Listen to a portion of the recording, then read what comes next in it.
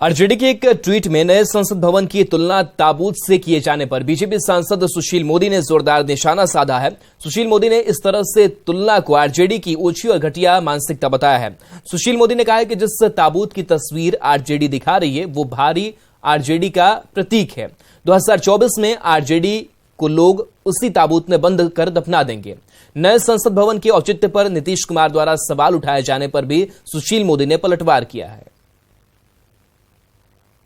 RJD tweet करके नए संसद भवन की तुलना ताबूत से कर रही है। देखिए, ये उनकी घटिया और ओछी मानसिकता का परिचायक है।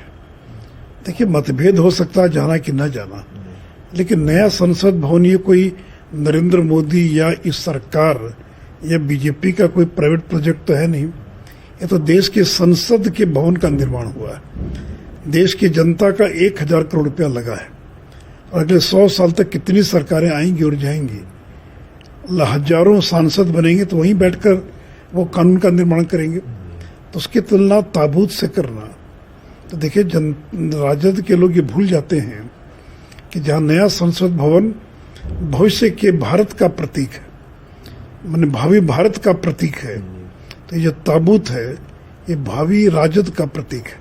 ये राजद की क्या दुर्गति होने वाली 24 के अंदर कि ताबूत के अंदर बंद कर लोग उसको जमीन के भीतर दफना देंगे।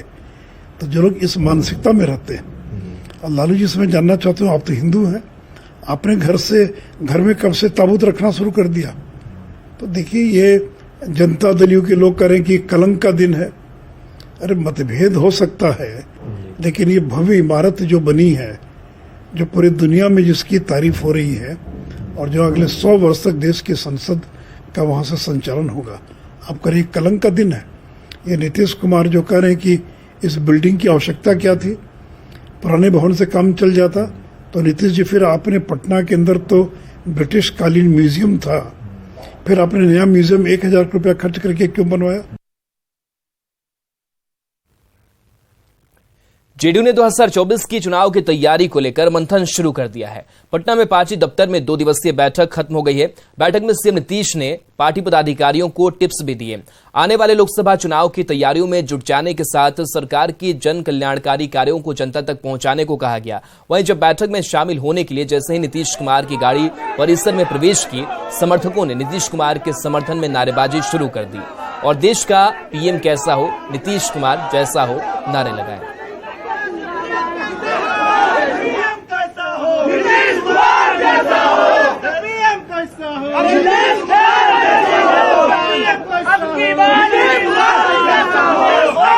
दो 2024 लोकसभा चुनाव है और पार्टी के सशक्त और कैसे मजबूत किया जाए, हर स्तर पर कैसे पार्टी को सशक्त किया जाए, इस पर बात चर्चा हुई है। यहाँ जो हमारे नेता ने जो काम किया है उसको जन जन तक हम लोग पहुँचाने जा रहे हैं और पहुँचाया जा रहा है। उसको संगठन के माध्यम से भी हम लोग उसको जन जन तक पहुँचाने का काम कर रहे हैं। एक तरफ मुख्यमंत्री नीतीश कुमार विपक्षी एकता की मुहिम में जुटे हैं, दूसरी ओर उनकी ही पार्टी के एक बड़े नेता ने उनका साथ छोड़कर बड़ा धक्का दिया है। पूर्व सांसद और मंत्री मुनाजिर हसन ने जेडीयू की प्राथमिक सदस्यता से इस्तीफा का पत्र नीतीश कुमार और पार्टी के राष्ट्रीय अध्यक्ष ललन सिंह को भेजा है। इस्तीफा देने के बाद मुनाजिर हसन ने जेडीयू नेतृत्व पर गंभीर सवाल उठाए हैं। मुनाजिर हसन ने कहा कि पार्टी अपनी दिशा से भटक चुकी है। इतना ही नहीं, मुनाजिर हसन ने आरजेडी पर भी बीजेपी का भय दिखाकर 30 साल तक मुसलमानों का वोट लेने का आरोप लगाया है और कहा कि महागठबंधन में मंत्रियों का कोई वजूद नहीं रह गया है, वे सिर्फ नाम के मंत्री बने हुए हैं। मैंने जनता दलियों की प्राथमिक आपके सामने ये घोषणा करना चाहता हूं कि मैंने जनता दलियों की प्राथमिक सदस्यता से इस्तीफा दे दिया है, जिसकी कॉपी हमने बिहार के माननीय मुख्यमंत्री श्री नीतीश कुमार जी को और राष्ट्रीय अध्यक्ष श्री ललन सिंह जी को भेजकर अवगत करा दिया है, इसलिए कि अब पार्टी के अंदर हमारे जैसे लोगों की जरूरत नहीं रही। पार्टी अपनी दिशा से बिल्कुल भटक चुकी है और चंद लोगों के हाथ में पार्टी का बागडोर है। मुनाजिर हसन के जेडीयू से इस्तीफे और आरजेडी जेडीयू नेतृत्व पर सवाल उठाए जाने के बाद आरोप प्रत्यारोप का दौर शुरू हो गया है। आरजेडी ने लालू प्रसाद के नेतृत्व में हुए काम का हवाला देकर मुनाजिर हसन को आईना दिखाया है। वहीं बीजेपी और कांग्रेस ने भी बयानबाजी में कूद पड़ी है। लालू प्रसाद जी की क़यादत में राष्ट्रीय जनता दल ने अल्पसंख्यक कल्याण मंत्रालय का गठन करके अल्पसंख्यक आयोग को कानूनी मान्यता दे करके जिस तरह से अल्पसंख्यकों को समाज की मुख्य धारा से जोड़ने का काम किया है और उर्दू दास तबके को रोजगार से जोड़ने का काम किया है। मुनाजिर हसन जी को अब राजद की असली पहचान हुई है। ये लोग मुस्लिमों को भाजपा के डर दिखा करके सिर्फ ठगने का काम करते हैं। ये लोगों को किसी से कोई लेना देना नहीं है, किसी के लिए विकास नहीं करते हैं, ये सिर्फ अपने कुर्सी के लिए राजनीति करते हैं और मुस्लिमों को ये लोग ठगने का काम करते हैं, वोट बैंक खाली समझते हैं। दलितों के नाम पर, दलित होने के नाम पर वोट तो ले लेता है, लेकिन वो दलितों के लिए क्या करता है? मुनाजिर हसन जी को आज बड़ी तकलीफ है, तो मुनाजिर हसन जी बताएंगे कि सांसद रहे तो उन्होंने मुसलमानों के लिए कौन सा कल्याणकारी काम कर दिया, कौन सा कानून बनवा दिया, कौन सी योजनाएं उनके लिए लेकर आ गए। वो तो सांसद रहे, धोखा ही दिया ना मुसलमानों को। तो जिसने खुद अपनी कौम को धोखा दिया है वो दूसरों पर क्या सवाल उठाएगा? शिक्षक बहाली के मुद्दे पर अब बिहार सरकार की चुनौतियां बढ़ने वाली है, क्योंकि राज्य के प्रारंभिक से लेकर माध्यमिक शिक्षक संघ तक अब नई शिक्षक नियमावली के विरोध में एकजुट हो गए हैं। माध्यमिक शिक्षक संघ कार्यालय में सभी संघ ने एक साथ बैठक कर इस नियमावली के विरोध में बड़े आंदोलन का ऐलान कर दिया है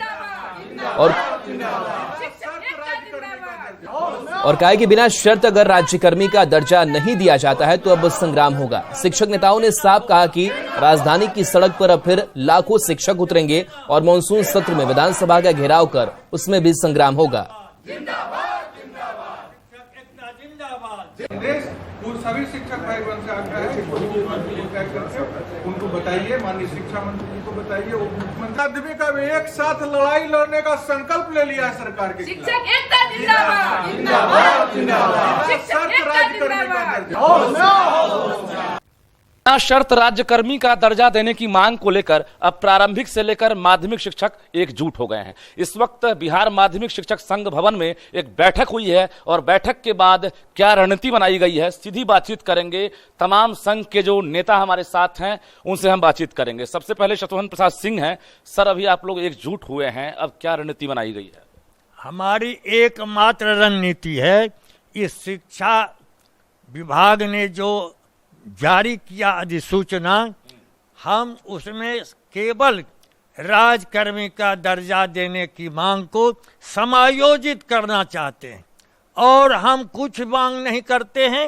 आप परीक्षा की बात कर रहे हैं, अब जो शर्त हम पर लाद रहे हैं, हम शिक्षक पात्रता उत्तीर्ण हैं, हम दक्षता परीक्षा उत्तीर्ण हैं।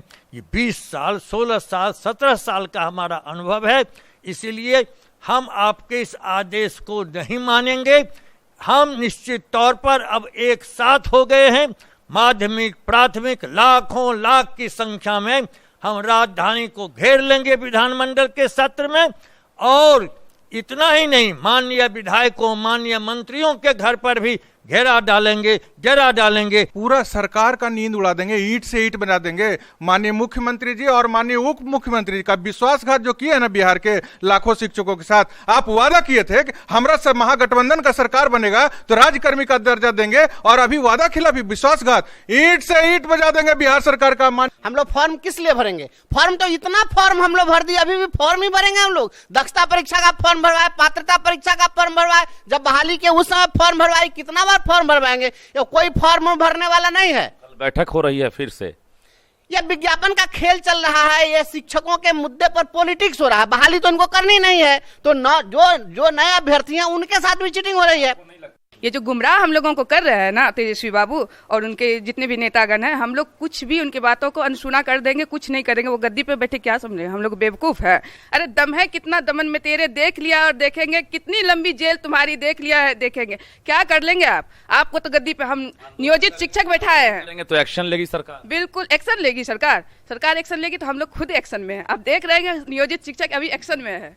क्या नाम हुआ? सुप्रिया सिंह, प्रदेश सचिव, बिहार बच्चा। नियोजित शिक्षकों ने साफ तौर से अल्टीमेटम दे दिया है कि हम ताकतवर हो चुके हैं, क्योंकि हम प्रारंभिक से लेकर माध्यमिक एकजुट हो गए हैं। अगर सरकार एक्शन लेगी उससे पहले हम भी एक्शन में आ गए हैं। रजनीश कुमार, न्यूज 18, पटना।